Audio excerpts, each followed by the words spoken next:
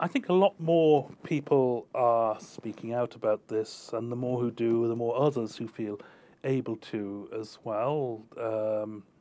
We have the new act, which I think is a really, personally, I think is a real positive way forward. I think a lot of high-profile cases have brought the fact that this is an issue to wider public attention, and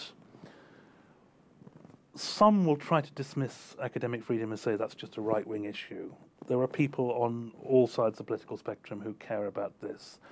And in particular, I think when there's been a lot of attacks on perhaps more established types of feminist thought and feminists there, that's led to a lot of people associated with that realizing how big an issue this is and coming on board. And many of those are people who would traditionally be associated with the left. I still identify as sort of left of centre in some sense. But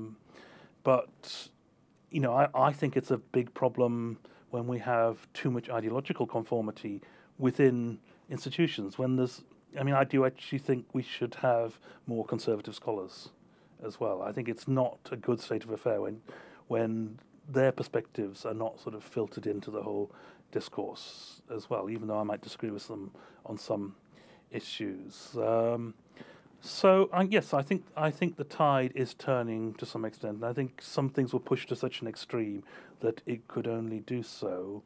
But I think there are other pressures, and not least financial pressures and institutional pressures, which could actually get worse if they are not addressed and they're not challenged regularly.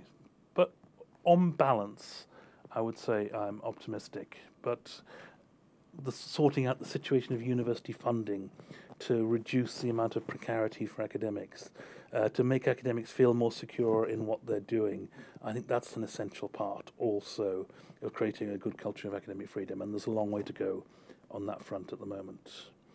With the existing impasse in fees, which politicians on all sides of are, I think, evading and just putting off, and it's unsustainable forever. We're going to see in the next few years, I think, a lot more redundancies, a lot more closures of departments, maybe even some universities going bankrupt if new solutions are not found.